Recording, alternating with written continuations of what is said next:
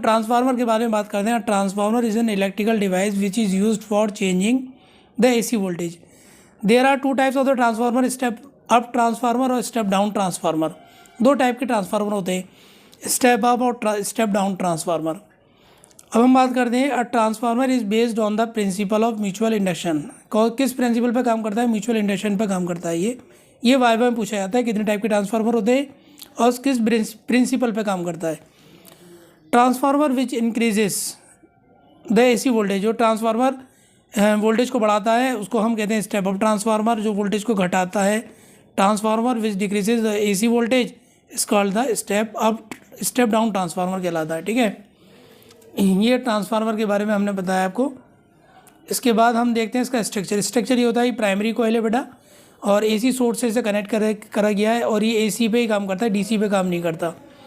ठीक है, इनपुट से कनेक्ट कर दी गई है और ये आउटपुट है जिस पे इनपुट देते हैं और आउटपुट मिलता है हमें। ठीक है, ये सेकेंडरी कॉइल है, ये प्राइमरी कॉइल, सेकेंडरी कॉइल। ये हमारा आयरन, सॉफ्ट आयरन कोर है और लैमिनेटेड कोर भी कहते हैं इसको, इस पर आउटपुट मिल जाता है। S1 S2 आपका सेकेंडरी कॉइल है। इसके बाद बेटा हम वर्किंग की बात करते हैं, इसकी पहले कंस्ट्रक्शन देखते हैं। कंस्ट्रक्शन क्या है? Transformer consist of a rectangular soft iron core made of laminated sheet well insulated from one another. एक दूसरे से जो है इंसुलेटेड शीट इस पे जो कवर होती है उससे जो है आपके क्या होते हैं, एक दूसरे से दूर दूर होते हैं। ठीक है, two coils P1 P2 the primary coil होती है, S1 S2 the secondary coil होती हैं। ठीक है, और इसके बाद AC source are connected to the primary coil, load resistance RL is connected to the secondary coil, primary coil is connected input and secondary coil is connected into the output. ठीक है, ये सॉफ्ट आयरन कोर क्या होता है? Soft iron is iron that has a low carbon content. ठीक है, इसके बाद लो कार्बन कंटेंट होता है, इज ईजिली मैग्नेटाइज, ये आसानी से मैग्नेटाइज हो जाता है और डीमैग्नेटाइज भी हो जाता है। ठीक है, अब इसके बाद हम बेटा यहाँ तक आपको जो है ये करके और लिख के आना। थ्योरी बहुत थोड़ी सी थ्योरी है और आप इसका डायग्राम बना के आएंगे और इसके बारे में लिख के आएंगे और ये वाइवा में भी क्वेश्चन पूछे जाते हैं जो इसमें लिखे गए हैं। ठीक है, इसको अच्छी तरह से आप पढ़ लीजिएगा। ये आपका लोड रेसिस्टेंस होता है जो आउटपुट के अक्रॉस में हम लगाते हैं। ठीक है, इसके अक्रॉस में हम आउटपुट भी लेते हैं। ठीक है, और ये सेकेंडरी कॉइल के अक्रॉस में है, ये प्राइमरी कॉइल है आपकी। ठीक है, तो अब देखते हैं इसका डेरिवेशन देखते हैं बेटा। हम डेरिवेशन पे आते हैं और वर्किंग देखते हैं, थोड़ी सी वर्किंग क्या है इसकी।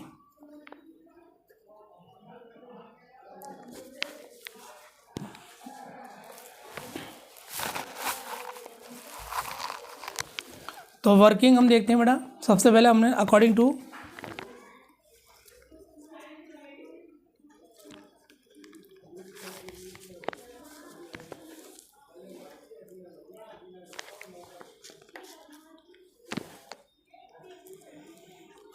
द फैराडेज लॉ,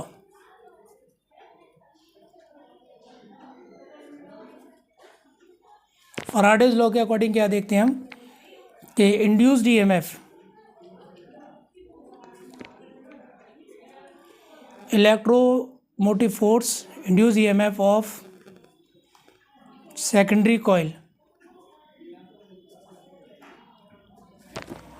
क्या होता है? ES सेकेंडरी कॉइल के लिए induce EMF, number of turns of secondary coil और change of flux with respect to time के रेस्पेक्ट में हम लेके चलते हैं। ठीक है, इसके बाद हमें इंड्यूस ईएमएफ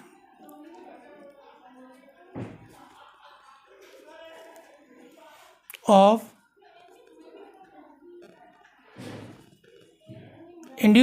प्राइमरी कॉइल, तो क्या होता है? EP is equal to minus NP is divided by d∅/dt।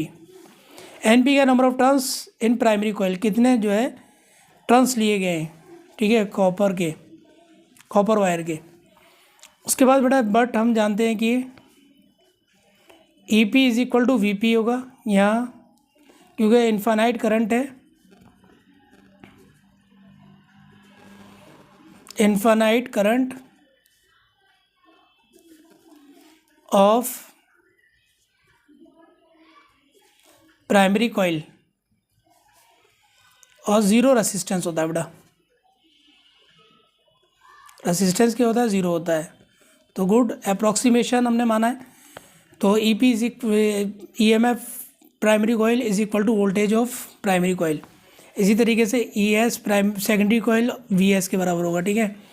तो गुड अप्रॉक्सीमेशन है ये। तो हम कह सकते हैं कि वी एस हमारी इक्वेशन क्या बन जाएगी, V S is equal to minus का एन एस और D phi over D T बेटा, और वी पी हमारी क्या बन जाएगी, माइनस का एन पी और D phi over D T.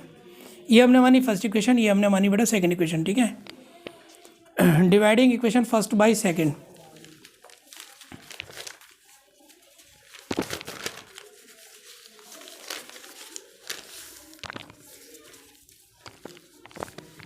On dividing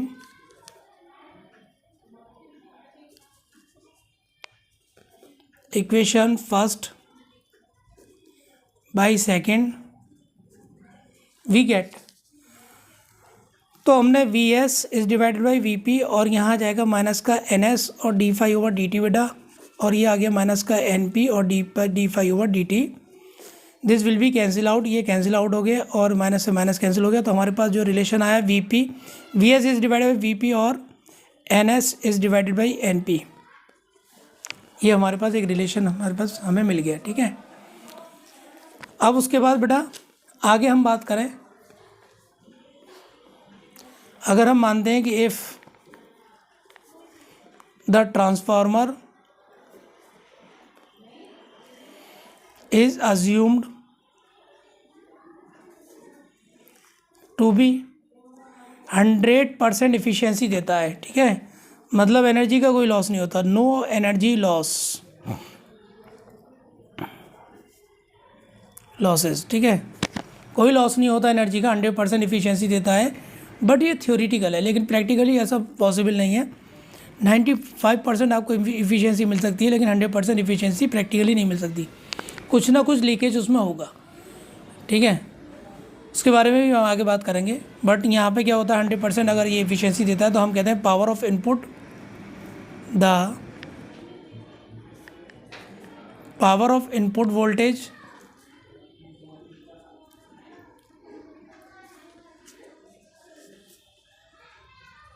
is equal to the power of output voltage, ठीक है। Power of input voltage is equal to the power of output voltage.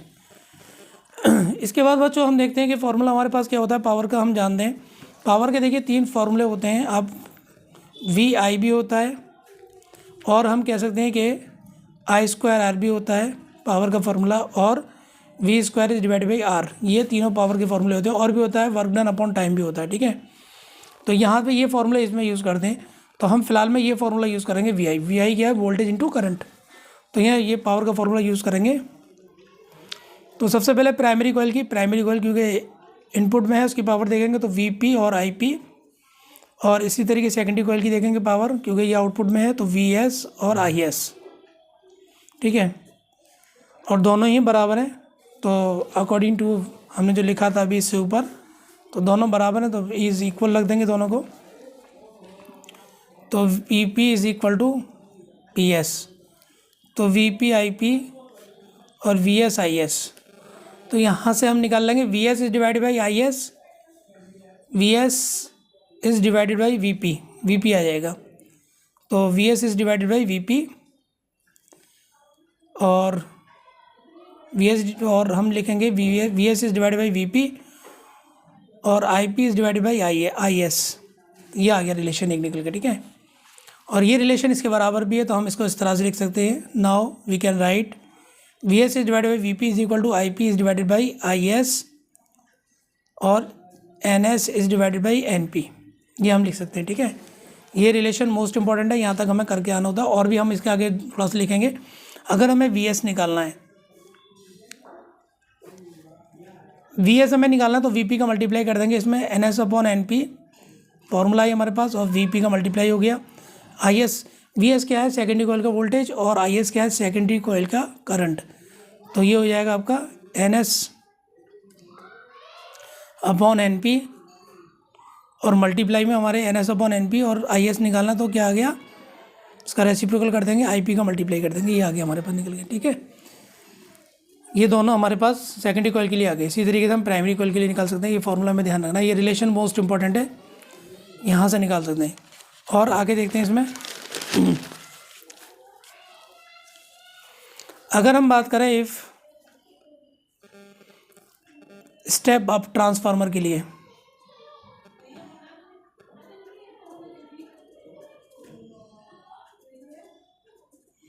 Step up transformer, तो क्या क्या condition होंगी इसमें कि हमारा NS is greater than होगा NP, number of turns of secondary coil is greater than number of turns of primary coil.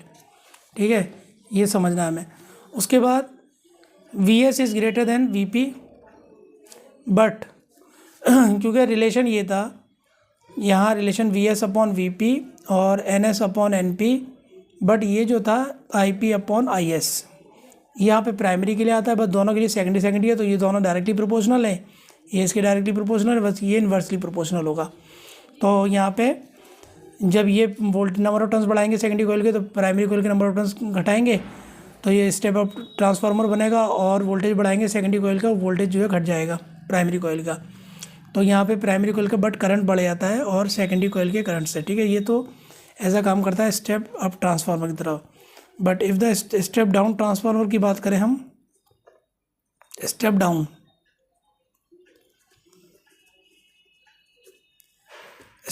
Transformer में क्या होता है कि यहाँ प्राइमरी कॉइल के नंबर ऑफ टर्न्स बढ़ा दिया था सेकेंडरी कॉइल से, और प्राइमरी वोल्टेज बढ़ा दिया था सेकेंडरी वोल्टेज से।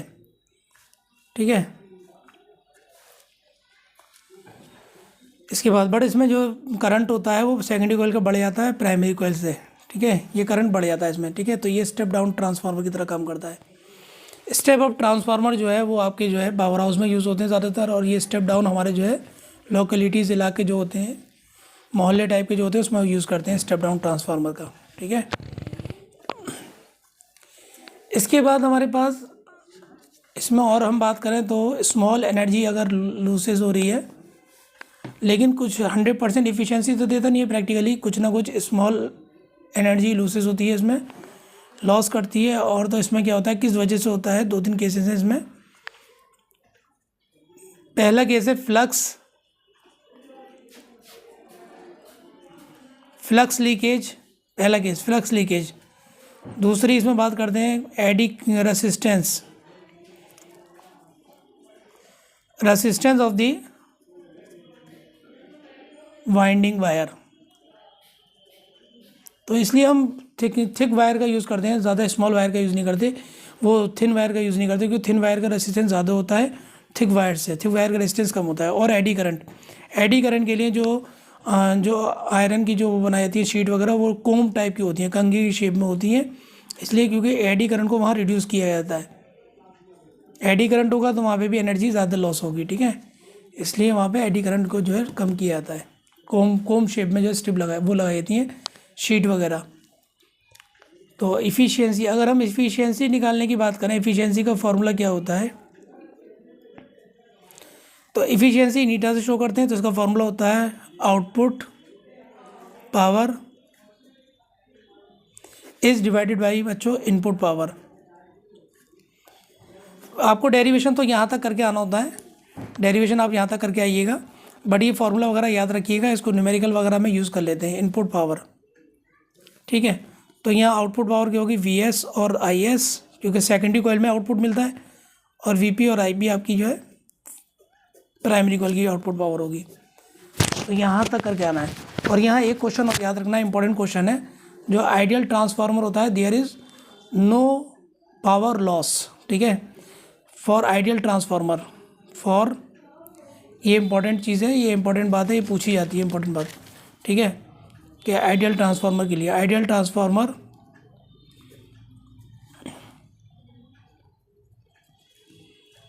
देयर आर,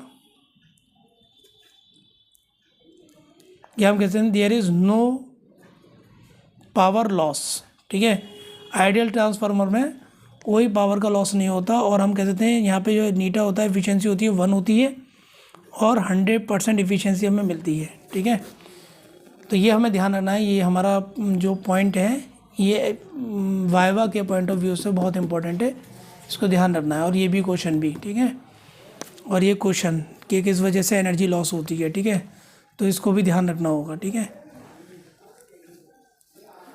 यहाँ तक, ठीक है, करके आना होता है आपको derivation. Thank you for watching. Practical आइए बच्चों हम देखते हैं। A transformer has an efficiency of 80%। 80% efficiency रखता है एक transformer. It works 4 kilowatt, 4 kilowatt पे काम करता है। 100 वोल्ट दे रखे हैं। If the secondary voltage is 240 volt दे रखा है, तो find the primary and secondary current पता करना है कितना जो है होगा प्राइमरी में सेकेंडरी में। तो आइए इसको हम करते हैं। सबसे पहले हेयर हमारे पास जो गिवन है वो उतार लेते हैं बेटा। तो सबसे पहले एफिशिएंसी गिवन है तो 80% दे रखी है, उसको उतारेंगे। उसके बाद हमारे पास इनपुट पावर दे रखी है प्राइमरी कॉइल की, ठीक है। तो इनपुट पावर हमारे पास 4 किलोवाट दे रखी है, उसको वाट में चेंज कर लिए। तो 4 इंटू 1000 से मल्टीप्लाई करेंगे तो 4000 वाट हो गया, 4000 वाट, ठीक है। उसके बाद इसमें दे रखा है वीपी दे रखा है हमारे पास। वीपी कितना 100 वोल्ट। और वीएस दे रखा है बेटा, कितना दे रखा है 240 वोल्ट। और आईपी हमें निकालना है और हमें आईएस भी निकालना है, ठीक है। चलिए फार्मूला क्या होता है, इनपुट पावर हम लगाएंगे इनपुट पावर के लिए। तो इनपुट पावर वाले प्राइमरी पावर की वीपी आईपी, नीटा का फार्मूला क्या होगा, इफ़िशियंसी का output power divided by input power, VS IS और वीपी और आईपी। इसके बाद इफ़िशियंसी आपको 80% दे रखी है, तो 80/100 हो जाएगा इफ़िशियंसी परसेंट में। परसेंट को चेंज करेंगे इसमें। 240 वोल्ट, आईएस 4000 ये आ गया, वीपी और आईपी पावर इनपुट पावर, ठीक है, ये आ गया हमारे पास। उसके बाद इसको सॉल्व करते हैं। तो आईएस हमारे पास इतना आ गया, ठीक है। यहाँ से हम आईएस निकाल लेंगे। तो आईएस कितना आया, इसका multiply cross multiplication 40 into 80 into 4000 divided by 100 into 240। 0 0 cancel कर दिया, 1 0 0 कैंसिल करा, फिर 0 0 कैंसिल करा, हमने डिवाइड करा, तो ये आ गया 80 मल्टीप्लाई 4 और 24, 6 टाइम्स जाएगा, ये 6 4 से 24 होगा। तो 13.3 एम्पियर आ गया आपका आईएस, सेकेंडरी कॉइल का करंट। इसी तरीके से बच्चों प्राइमरी कॉइल का करंट निकाल सकते हैं। तो पी इनपुट आ जाएगा और पी इनपुट और वीपी आ जाएगा यहाँ पे प्राइमरी कॉइल के लिए। तो क्योंकि हमारे पास जो फॉर्मूला होता है P input is equal to VP और आईपी होता है, तो यहाँ से निकाल लेंगे। उसके बाद इसके आईपी निकालने के लिए प्राइमरी कॉइल की पावर क्या थी हमारे पास 4000 100 से डिवाइड कर देंगे, तो ये आ गया आईपी आ गया हमारे पास 40 एम्पियर। तो ये दोनों निकालने थे, ये सेकेंडरी कॉइल का करंट आ गया और ये प्राइमरी कॉइल का करंट आ गया, कितना फ्लो हो रहा था उसमें। इसके बाद अगला क्वेश्चन, दूसरा क्वेश्चन है how much current is drawn by the primary coil में कितना करंट फ्लो होगा तो of the transformer which step down transformer आप यूज़ कर रहे हैं यहाँ पे। इसके बाद आपको जो है आईपी आपको निकालना था यहाँ पे, और वीपी आपका दे रखा है बेटा 220 वोल्ट, यहाँ लिख रहा है स्टेप डाउन ट्रांसफार्मर है 220 वोल्ट से, और ये दे रखा है सेकेंडरी कॉइल का 22V। और आपको क्या दे रखा है वोल्ट, ये सेकेंडरी कॉइल का वोल्टेज हो गया, प्राइमरी कॉइल का वोल्टेज हो गया, और आर लोड रेसिस्टेंस आपके पास कितना है 220 ओम इम्पीडेंस। फॉर्मूला हमें मालूम है आईएस निकालने के लिए क्या फॉर्मूला होगा, VS is divided by RS, ohm's law लगा देंगे यहाँ। तो आईएस हमारे पास कितना आ गया 22/220 डिवाइड करा, तो आईएस कितना आ गया 0.1 एम्पियर। 11 बार से 11 2 सा 22 और 11 10, तो 2/10 आएगा, तो 0.2 आ गया।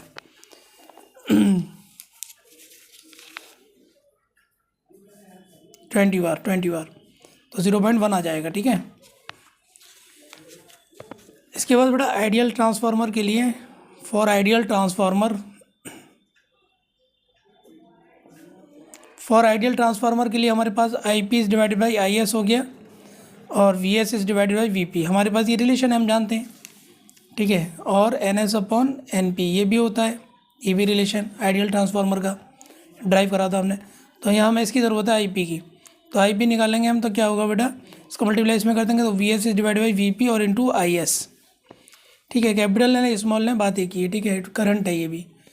तो I P is equal to V S और वी पी कितना होगा, ये 22 और मल्टीप्लाई 0.1 हो गया और डिवाइड बाई 220। तो यहाँ आपने डिवाइड करा, काटा पीटा आपने 10 नीचे बढ़ा दिया, फिर आपने डिवाइड कर दिया, तो 11 2 22, या ये 22 से डिवाइड कर देंगे, 2 बार कट जाएगा, ये 22 से 2 बार कट गया ये, तो कितना आ गया 200 200 आएगा। तो ये आ गया आपके पास 22 वन सा 1 बार जाएगा बेटा, 22 वन सा, ठीक है, 22 वन सा जाएगा तो ये 100 आ गया, तो नीचे आ गया 100, ठीक है। अब ये 100 को हम ऊपर ले जाएंगे, 10 की पावर 2 रख देंगे, तो इसको ऊपर ले जाएंगे, आई पी निकाला ही हमने, ठीक है, current flowing through the primary coil. तो कितना हो गया 10, इसको ऊपर ले जाएंगे तो माइनस का 2 एम्पियर, तो ये हमारा हो गया। तो यहाँ तक हमें इसे करके आना, ये क्वेश्चन हमने देखा। Thank you for watching.